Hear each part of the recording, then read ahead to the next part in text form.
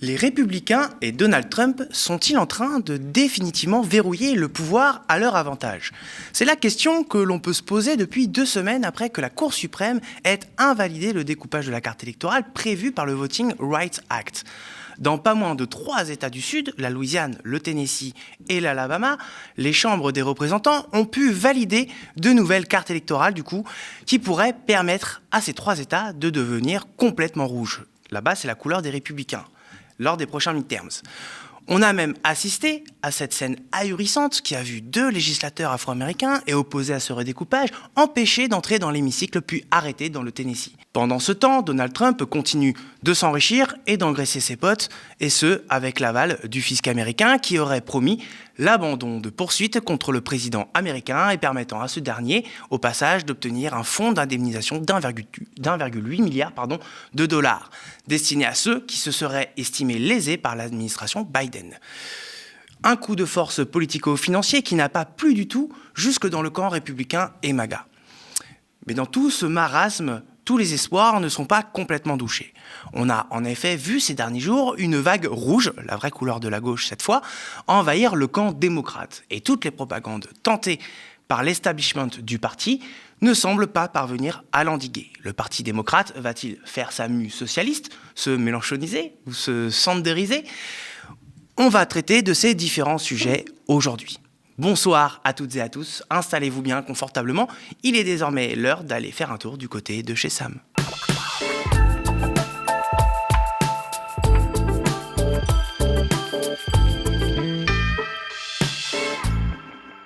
Et comme toutes les 2 semaines, je me retrouve en compagnie de votre duo préféré, Claire Abès. Bonjour. Ça va Claire? Ça va et toi? Et Tristan Cabello. Tristan, ça va? Très bien, très bien. Tout va bien du côté de New York? Ah ouais, très bien.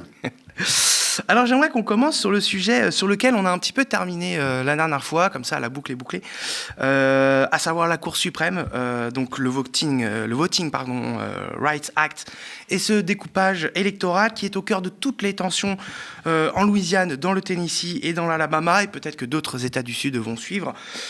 Et c'est particulièrement préoccupant. Tristan, est-ce que, pour une fois, je commence par toi, est-ce qu'on est en train d'assister à un tournant jamais vu dans l'histoire des États-Unis, dans l'histoire récente des États-Unis du moins? Alors non, c'est quelque chose de très commun aux États-Unis de redécouper les cartes électorales. On parle toujours, surtout vu de France, des États-Unis comme la plus grande démocratie au monde, tu sais. Et en fait, il faut quand même rappeler que cette démocratie, elle ne marche pas si bien. En tout cas, les institutions ne sont pas très démocratiques. Toi, je te prends 3 exemples.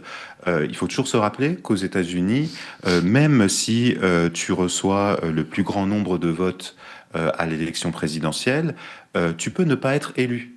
Et ça a été le cas, par exemple, pour Hillary Clinton. Il faut toujours rappeler que Hillary Clinton, elle a reçu le plus grand nombre de votes à l'élection présidentielle, parce qu'après, il y a un collège électoral qui vote. Et ce collège électoral, il favorise de loin le camp républicain. C'est le cas aussi, par exemple, au Sénat.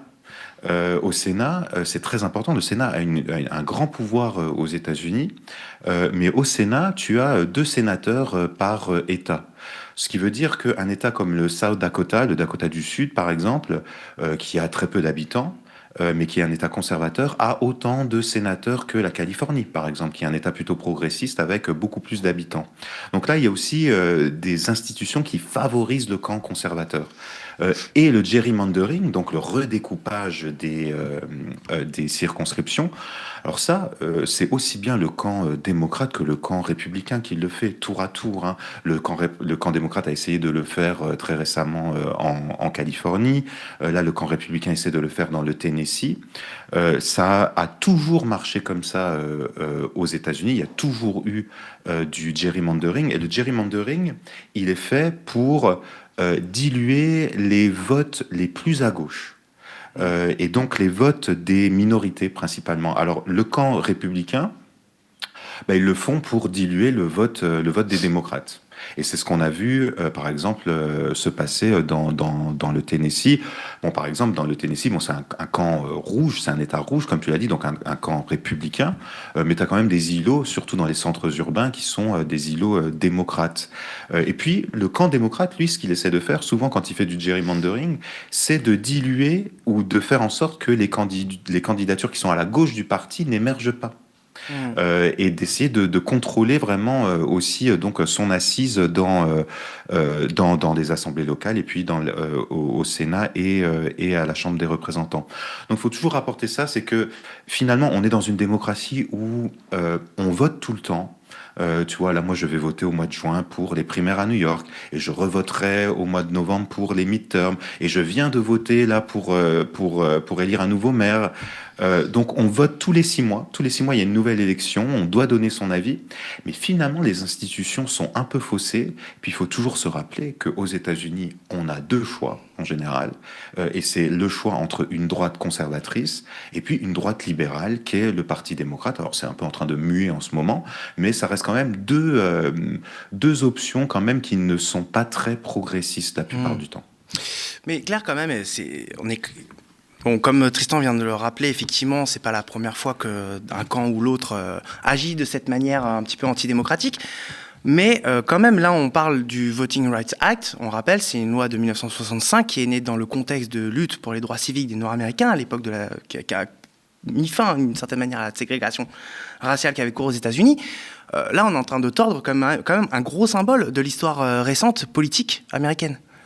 Oui, c'est ce qu'on a souvent souligné aussi avec Tristan, je crois, sur l'émission.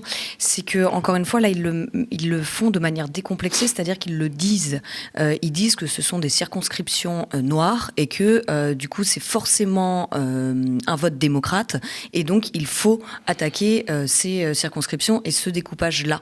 Et donc, en fait, ils verbalisent leur stratégie basée, encore une fois, sur une parole raciste. Et ça, c'est bien mis en avant par le camp républicain. C'est là, je crois, la différence, encore une fois, entre ce qui est fait normalement, comme le décrit Tristan, et là, ce qui est fait aujourd'hui. C'est que, encore une fois, le discours est bien donné avec une volonté raciste de stigmatisation. Ouais, mais quelle incidence? Moi, il y a quand même toute cette partie-là dont on se pose la question, mais il y a aussi les élections du mi-mandat qui arrivent. Est-ce que dans tout ça, Claire, tu vois pas aussi une politique qui va avoir une incidence sur ces midterms et qui pourrait redonner une nette avance à Donald Trump et à son camp? Bien sûr, en fait, l'enjeu des midterms, c'est qu'effectivement, il a les républicains et donc l'administration Trump a une courte majorité, autant à la Chambre des représentants. Je crois que c'est 3 sièges qu'il leur faudrait pour faire basculer la Chambre. Au Sénat, je crois que c'est 4. Donc, effectivement, c'est très court et ça peut jouer en faveur des républicains.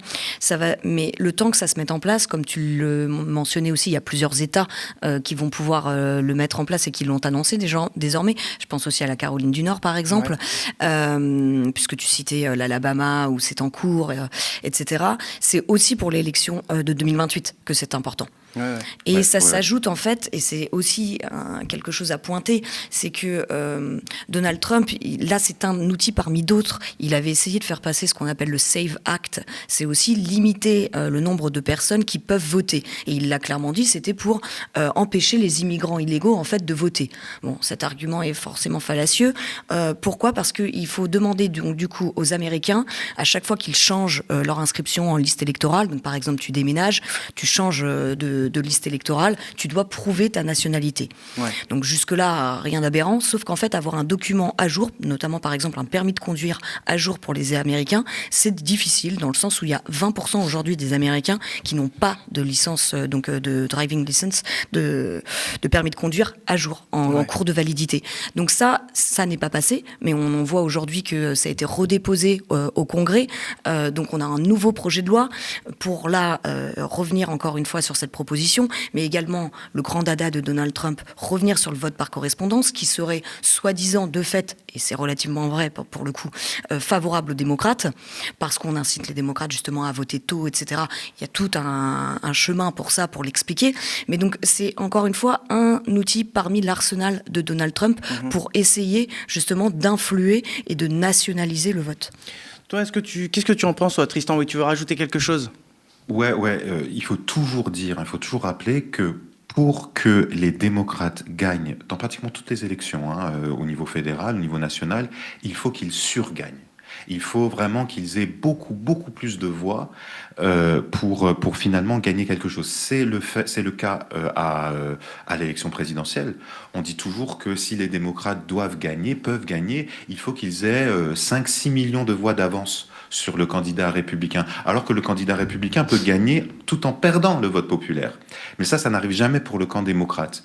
Le Sénat, c'est la même chose, comme je l'ai dit juste avant. Et puis, pour la Chambre, c'est aussi exactement la même chose. Claire le dit, c'est très important. Ça se joue à 4-5 sièges, finalement. Donc, tous les sièges, toutes les voix vont compter. Et il faut toujours rappeler que les institutions, même si, bien évidemment, elles favorisent les deux grands partis au pouvoir, mais dans ces deux grands partis, elles favorisent déjà le camp républicain bien plus que le camp démocrate. Ouais. Alors, pour toi, Claire, est-ce qu'on peut y voir quand même, pour plus long terme, effectivement, une tentative de verrouiller le pouvoir et peut-être même à Trump de continuer dans la durée ad vitam aeternam? Alors, je ne sais pas pour lui à continuer dans la durée, même si effectivement il dit être là encore pour 4-5 ans, comme on le mentionnait la dernière fois, mais il y a clairement une volonté de verrouiller le pouvoir. Le fait qu'on l'attaque sur la volonté de devenir roi n'est pas anodine. Enfin, la dernière nomination, notamment à la Fed, montre qu'il a encore fait sauter un verrou et qu'il a mis quelqu'un qui lui sera normalement loyal. Ouais. Donc, on parlait des juges la dernière fois, avec toutes les dernières nominations et 80% ou même 90% de juges conservateurs qui ont été nommés. Donc petit à petit, encore une fois, il verrouille l'ensemble des agences fédérales aussi. Ouais. Et on en a parlé, mais c'est extrêmement important de rappeler qu'il n'est pas seul, encore une fois. Son conseiller, par exemple, au commerce, qui influe directement sur la politique des droits de douane, justement, et on va reparler tout à l'heure de l'administration fiscale, mais ce qu'il a au niveau budgétaire, encore une fois. Donc, il a des partisans partout, ce qu'il n'avait pas forcément fait lors de son premier mandat. Donc oui, il tente de verrouiller le pouvoir d'une manière donc directe, mais aussi d'une manière, on va dire, indirecte, en tout cas par intermédiaire, en faisant peur, et notamment peur au sein même de son parti et du camp républicain. Par exemple, si on prend les parlementaires qui ont voté pour sa destitution, ouais. Donc il y en avait entre 15 et 20, aujourd'hui, ils sont vraiment menacés sur leur position, et notamment, donc du coup, ils sont en train de perdre les courses, les primaires, pour regagner leur siège. Ouais. Donc, pourquoi ? Parce que Trump finance des campagnes contre eux. C'est le cas là de Massie. Exactement, de Thomas Massie, exactement, qui vient de perdre alors qu'il était depuis 2012 à son poste, et c'est la campagne la plus chère qui a jamais connue aux États-Unis. Ouais. Donc je sais plus exactement le montant, mais je l'ai noté quelque part, 32 milliards. Donc 32 milliards, d'accord. C'est extrêmement important, et pour ça, il faut pour un représentant. Et donc en fait, il faut le souligner. Pourquoi ? Parce que ça revient à la capacité de Trump et de ses amis, puisqu'on est quand même, si on regarde à chaque fois, et c'était des articles parus notamment dans The Washington Post, mais sur les patrimoines des gens qui l'entourent, Donald Trump, ils sont extrêmement riches, ces gens.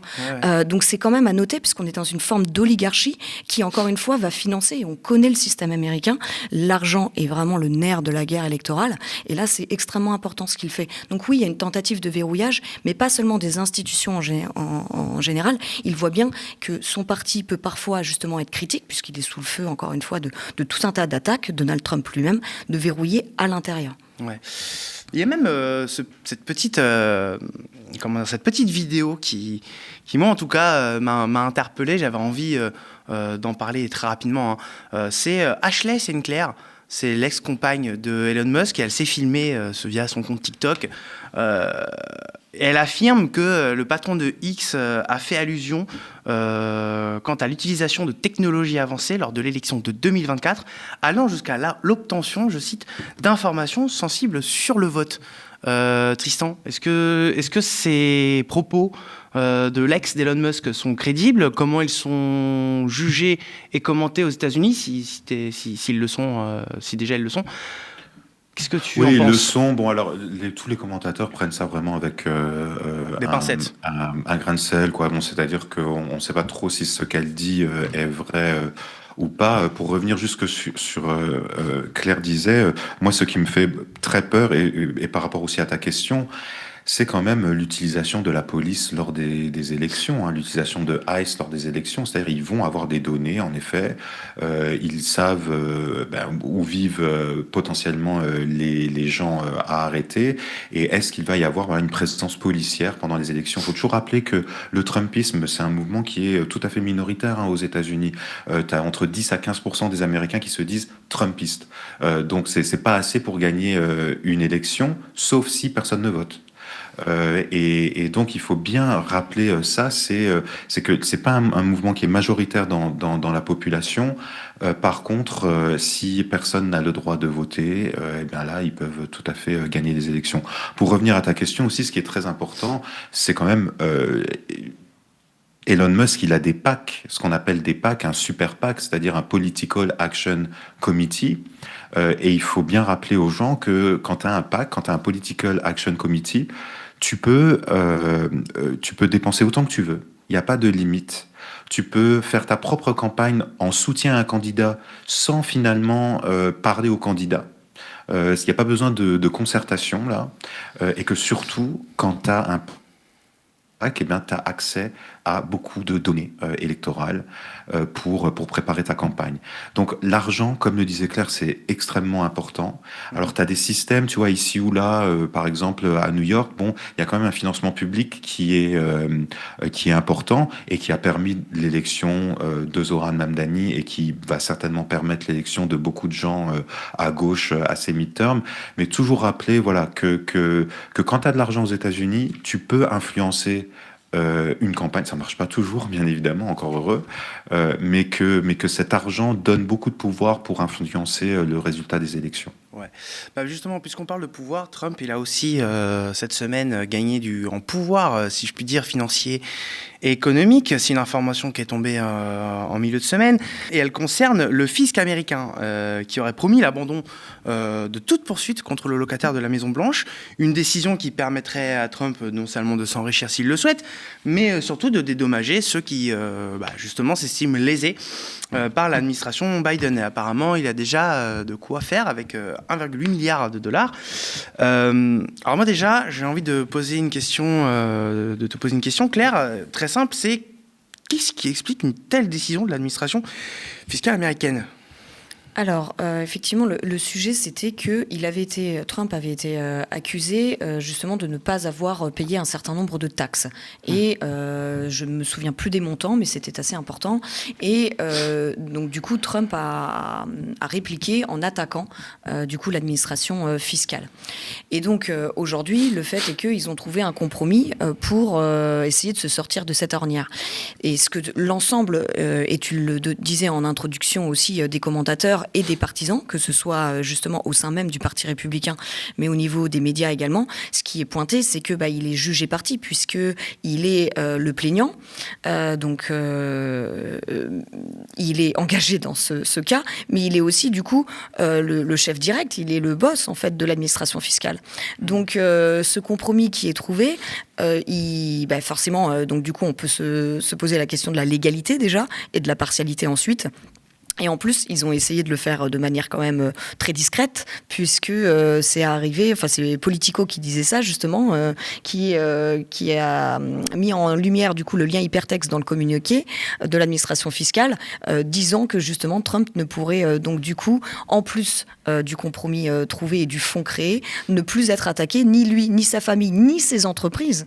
Ouais. Ce qui est extrêmement important aussi pour calculer la richesse d'une personne, d'avoir son entreprise, puisque souvent on est éligible à des aides de l'État, même aux États-Unis par exemple, pour entreprendre, alors même que du coup l'entreprise est bien valorisée. Donc c'est extrêmement important, c'est bien lui, sa famille et ses entreprises qui ne pourront plus être attaquées et poursuivies par l'administration fiscale.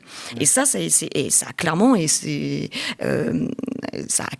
ont clairement essayé de le cacher. Donc c'est vraiment important aussi de pouvoir le dire parce que même dans son camp, là, ça fait grincer des dents. J'ai un peu de mal avec mon vocabulaire aujourd'hui. Grincer des dents. Pourquoi ? Parce que c'est justement cette théorie de décachotterie, du complot qui est remis en question. Donc oui, là, c'est un précédent. Ouais. Clairement, c'est l'ancien justement directeur de l'administration fiscale qui le pointait. C'est réellement un précédent. Et puis, tu en as parlé, mais sur ce fond, on se demande bien ce qu'il va en faire, parce qu'aujourd'hui les contours sont très flous. On n'a pas réellement compris qui allait être éligible. Il a même dit oui, mais Hunter Biden aussi pourra être éligible, tout ça. Bon, on n'a pas bien compris. Ok, c'est tous ceux qui se sentiraient lésés par l'administration. Non, mais ça veut rien dire parce que ça peut être les assaillants du Capitole, ça peut être n'importe qui. Donc en fait, on a encore besoin de compréhension sur ce fond. Ça va être encore selon son bon vouloir. Exactement, mais en tout cas, à la tête qu'il a envie d'arroser et il arrosera, je suppose. Ça montre en fait l'imbrication là un mélange des pouvoirs justement, et encore une fois, on revient sur l'absence de séparation des pouvoirs, où il ne devrait pas être en mesure de prendre une décision qui concerne son cas à lui-même. Ouais. Tristan, justement, en introduction, je disais que ces histoires-là, avec l'administration fiscale avait un peu fait bondir jusque dans son propre camp, le camp MAGA, le camp républicain. Qu'est-ce qu'il en est réellement ? Est-ce que c'est à ce point controversé, y compris dans son propre camp ? Oui. Dis-nous en plus, toi qui es là-bas. Alors, si tu veux, moi, depuis que c'est arrivé, j'ai toutes mes boucles WhatsApp qui sont en ébullition sur ce sujet-là. Parce que pourquoi ? On est en pleine saison des impôts ici aux États-Unis. Comme tu le sais, les feuilles d'impôts sont en général dues le 15 avril. Comme chez nous, un peu. Voilà. Et donc, comme on est dans un système de prélèvement à la source, en général, la plupart des Américains ou la plupart des taxpayers, des impôts, des gens qui sont imposables, reçoivent en général un remboursement des impôts. C'est-à-dire que tu reçois un chèque dans le courrier, plus ou moins épais, de l'administration qui te rembourse. Et ce qui se passe en ce moment, c'est que l'économie va tellement mal que beaucoup d'Américains cumulent un certain nombre de jobs, de gigs, ont plusieurs emplois, ont plusieurs sources de revenus, et en général sous-évaluent leurs impôts et doivent rembourser cette fois-ci eux-mêmes au fisc. Et donc tu as beaucoup de gens en ce moment aux États-Unis qui sont en train de recevoir des factures qui viennent des impôts leur disant vous devez 2 000, 3 000, 4 000, 10 000 dollars que vous n'avez pas payé. Alors, inutile de te dire que quand tu vois que le président des États-Unis a une ardoise, mais je crois que ça se comptait en milliards de dollars, qui est effacé comme ça d'un coup de baguette magique, inutile de te dire que ça passe pas du tout auprès des Américains, auprès d'ailleurs des plus fragiles, des gens les plus pauvres, qui sont imposés ici. Et puis surtout, on est dans un moment là vraiment aux États-Unis. Alors ça a toujours été le cas aux États-Unis. Les États-Unis, ça a toujours été un pays, j'ai envie de dire, anti-impôt, tu sais. C'est-à-dire, et ça s'explique par beaucoup de choses, parce que finalement, t'as pas des services publics qui sont très très larges ici. Finalement, tu payes des impôts, mais tu payes aussi l'école de tes enfants, l'université des enfants, ton assurance sociale, etc. Donc beaucoup de gens se disent pourquoi on paye des impôts ? Et t'as tout un mouvement là qui arrive depuis quelques mois, depuis l'année dernière à peu près, de gens qui ont décidé de ne plus payer leurs impôts et qui font des groupes à visage découvert sur les réseaux sociaux, etc. Alors c'est souvent dû au fait qu'ils sont aussi anti-guerre, anti-impérialisme, quoi, et qui ne veulent pas financer les guerres que les États-Unis, dans lesquelles les États-Unis sont engagés, donc en Iran, à Gaza, etc. Mais en tout cas, tu vois ce mouvement-là qui se lève, et ça paraît rien comme ça, mais de voir des Américains, qui se lèvent, qui se rebellent contre l'administration fiscale. On n'est quand même pas dans un pays où il y a une grande culture de la rébellion contre l'État fédéral. Oh, mais il y a un sentiment C'est quand d'injustice, quoi. il y a un énorme sentiment d'injustice et les gens s'organisent contre l'État fédéral. Ça, c'est quand même du jamais vu. Ouais. Alors justement dans cette concomitamment en fait à cette histoire du fisc, il y a aussi toujours Donald Trump hein, qui, selon un document transmis par une agence fédérale indépendante d'éthique, il serait lié à des transactions financières de centaines de millions de dollars, c'est paru dans le monde, hein, impliquant des grandes entreprises américaines. Donc Trump continue de se servir allègrement de sa position pour s'enrichir. Et puis manifestement, plus personne ne va pouvoir l'en empêcher si l'administration fiscale le laisse tranquille. Il verrouille le pouvoir et en même temps, il assoit sa puissance financière et économique. Claire ? Trump, c'est maintenant une marque. Il a mis plein de choses en place. On parlait des crypto-monnaies dans une des émissions également. Il valorise tout, en fait, comme une franchise. Donc, c'est extrêmement intéressant parce qu'il s'enrichit. On avait vu les chiffres. Sa fortune est personnelle, hein, je crois, est passée de 2 à 6,6 milliards. Donc, enfin, c'est énorme, évidemment. Il a créé plein de petits programmes. Les Trump Accounts pour l'épargne des enfants. Il a créé tout à son nom. Enfin, évidemment, le Trump and Kennedy Center. Donc, encore une fois, les crypto-monnaies, les choses à son effigie, la salle de bal. Il a vraiment... Enfin, il bâtit son empire. Il s'enrichit à travers cela. Encore une fois, ce n'est pas que lui, c'est aussi sa famille. On parle de Trump Jr., donc de son fils, Donald Trump Jr. Encore une fois, il avait créé une entreprise en drone, spécialisée dans les drones. Ensuite, il récupère un contrat fédéral. Donc, c'est extrêmement bien fait. C'est également l'entourage. Hein. Par exemple, Palantir finance à hauteur de 10 millions la salle de bal. Ouais. On est d'accord qu'ils ont reçu plus de 900 millions de contrats publics sous forme quand même assez directe. Puisque ça c'est des sommes colossales. Ce sont des sommes colossales et c'est surtout des augmentations colossales par rapport à 2020. Donc, c'est seulement pendant quand même sa première année et quelques, finalement, de retour au pouvoir. Donc, en fait, par exemple, Palantir, ça pourrait être les mêmes montants qu'avant. Non, là, on voit une claire augmentation par rapport, justement, encore une fois, à 2020. Ouais. Donc, on a une organisation, encore une fois, j'en parlais tout à l'heure, de son oligarchie, finalement, de son clan, dont il profite, effectivement, personnellement, et donc, du coup, pour s'enrichir, au sens propre du terme, et ce qui lui donne un réel pouvoir vraiment aussi d'action. On l'a vu puisqu'on en parlait sur les élections, mais au-delà de ça, évidemment, un pouvoir d'action plus large dans l'Amérique que nous connaissons. Ouais. Alors, il y a quand même, malgré tout ce qu'on raconte là, des motifs d'espoir. Là, on va rentrer dans ta marotte, Tristan, ton sujet préféré, si j'ose dire. Il vient effectivement du camp démocrate, hein, de l'aile gauche du camp démocrate, pour être plus précis. Ainsi, on a pu voir, par exemple, la victoire à la primaire démocrate de Chris Rabb pour la Chambre des représentants de Pennsylvanie. Pareil pour Charles Booker dans le Kentucky. Il y a aussi la candidate américano-palestinienne Ruwa Roman qui va concourir pour le Sénat en Géorgie. Et bien sûr, personnage excessivement singulier de Graham Plantner dans le Maine. Tristan, toi qui suis assez assidûment toutes ces personnalités, ces nouvelles personnalités qui émergent, qui incarnent cette gauche de rupture, rupture tout d'abord avec l'establishment démocrate, est-ce qu'ils représentent réellement un nouvel espoir politique à gauche, Tristan ? Ouais, c'est-à-dire que, tu vois, au départ, on disait souvent que cette gauche, disons, de rupture, bon, elle était quand même cantonnée au centre urbain, aux États-Unis, à New York, à Boston, à Seattle. Et là, ce que l'on voit avec ces primaires, c'est que ça monte un peu partout. Alors, ça monte dans des endroits, dans des États démocrates, toi comme l'Illinois.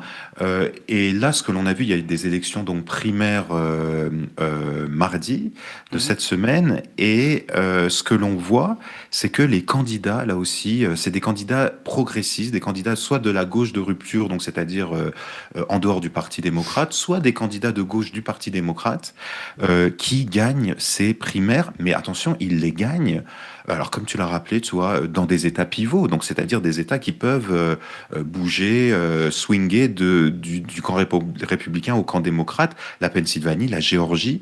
Ils gagnent dans des endroits très conservateurs. le Kentucky, par exemple.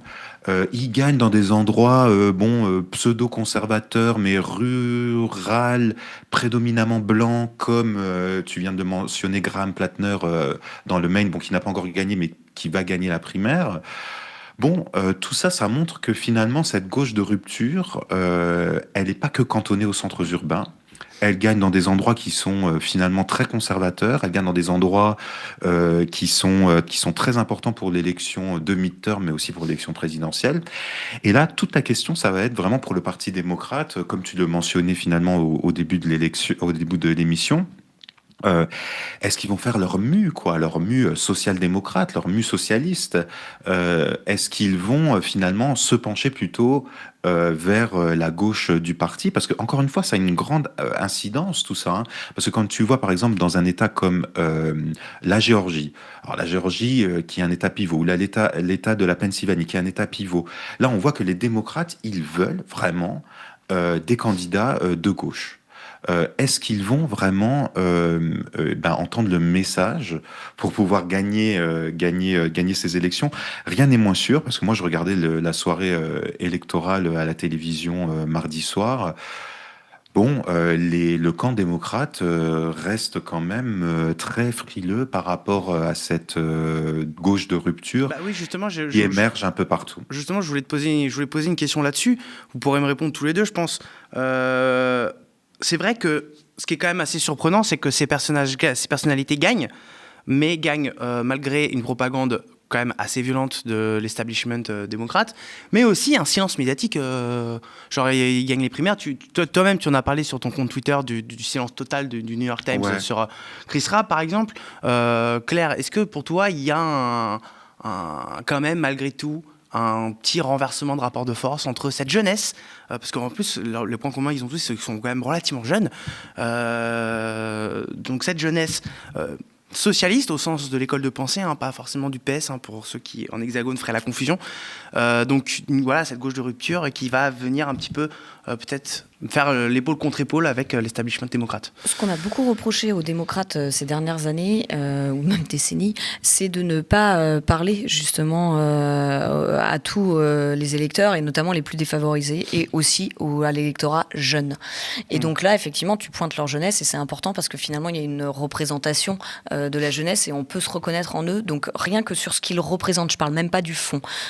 Ils présentent différemment, il y a une diversité de profils, il y a des noirs, il y a des hispaniques, il y a des blancs, exactement, tout à fait. Surtout dans le contexte, c'est exactement, et ça symbolique. fait partie un peu aussi de ce que représentait le Squad, donc avec les élections de 2018 dans la lignée de Alexandria Ocasio-Cortez. Donc il y a en fait, encore une fois, ça a des racines quand même, ces victoires, et c'est Tristan qui l'expliquait très bien. Je crois qu'il y a une ou deux émissions, mais voilà, ça ne vient pas de nulle part. Il y a vraiment cette formation d'ESA, donc Democratic Socialist of America, qui est extrêmement importante ici, et de collectifs citoyens également qui aident à porter ces candidatures.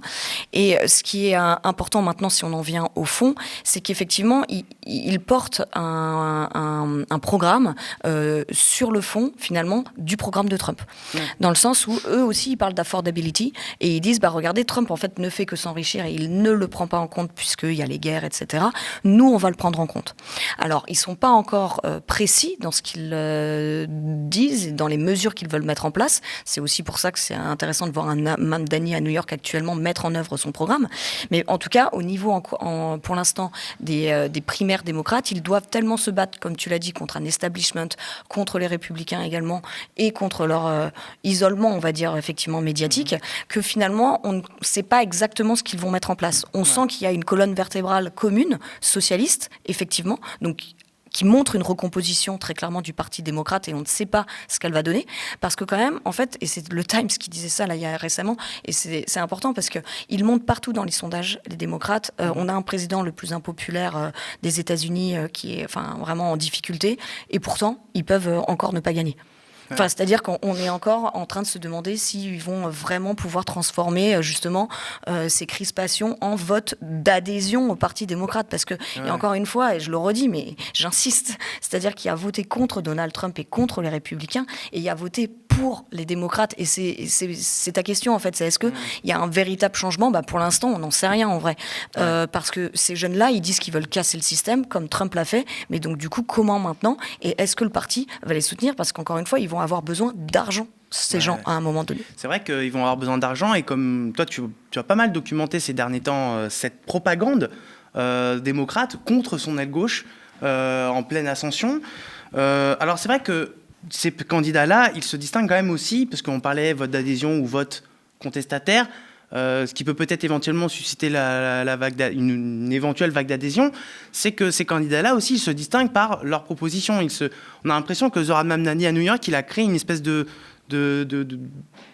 c'était comme le premier domino, quoi, qui après allait faire tomber tous les autres.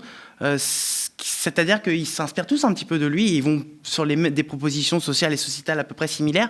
C'est-à-dire que là, cette fois, justement, on a l'impression qu'il y a cette stratégie pour essayer d'attirer l'adhésion en faisant des vraies propositions concrètes pour la vie des Américains. Ouais, il y a un vrai. Je reprends ce que Claire disait, là, je nuance peut-être un peu, mais il y a un vrai programme politique. Hein. Ça, il faut vraiment absolument le dire. Et la proposition numéro 1 de tous ces candidats, c'est une proposition qui est attendue par la population américaine depuis des décennies, c'est Medicare for All. Medicare for All, c'est quoi? C'est une assurance santé finalement comme celle que l'on a en France, hein, c'est-à-dire une sécurité sociale. C'est leur mesure numéro 1.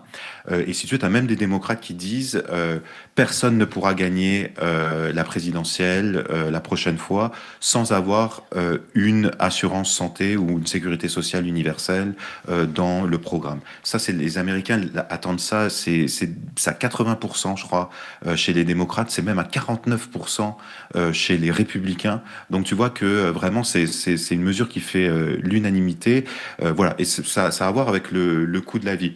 Donc oui, Zoran Mamdani a fait, si tu veux, on appellerait ça ici un blueprint, quoi. C'est-à-dire qu'il a donné, voilà, quelques pistes pour non seulement être élu, mais aussi pour faire son programme.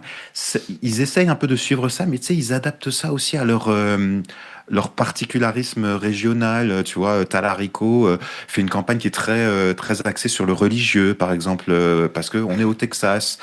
Chris Rabb fait une campagne qui est très axée sur le pouvoir afro-américain.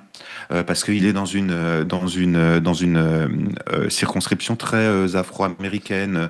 Bon, voilà, c'est-à-dire qu'ils adaptent vraiment, ils adaptent leur stratégie à leur électorat, mais il faut quand même rappeler que ça n'est pas que des personnalités, ça n'est pas que des personnages, c'est vraiment un programme politique derrière, et c'est le programme politique que le Parti démocrate a tenté de combattre durant les 20, 30, 40 dernières années.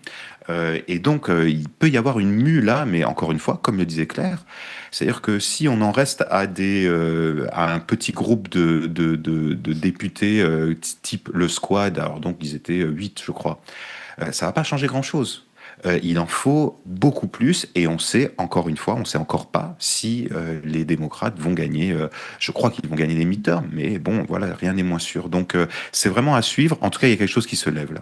Et on suivra ça évidemment de très près, d'autant que si Saison d'Icilia, l'émission reprendra et on pourra suivre tous ensemble, tous les trois, ces midterms et voir un petit peu si justement cette jeunesse socialiste du Parti démocrate va réussir à transformer l'essai et à venir un petit peu chahuter la toute-puissance qu'essaie de s'octroyer Donald Trump. Merci à tous les deux, Tristan, Claire. Merci à vous deux. Et on se revoit dans 2 semaines avant de rendre l'antenne. Vous l'avez compris, l'émission est terminée, mais avant de rendre l'antenne, on a quelque chose de très important à vous dire. L'avenir du média est en jeu. Nous avons besoin de 10 000 donateurs mensuels avant le 30 juillet. Et soyons fous, pourquoi pas faire partie des 3 000 donateurs mensuels avant la fin de la première semaine. Vous pouvez donc devenir donateur mensuel. Ces dons sont évidemment aussi défiscalisés et vous pouvez permettre au premier média télé indé de France d'exister. Rendez-vous sur lemediatv.fr. Notre survie ne dépend que de vous. Merci encore pour votre attention et votre fidélité et je vous dis à dans 2 semaines pour un nouveau numéro de Du côté de chez Sam.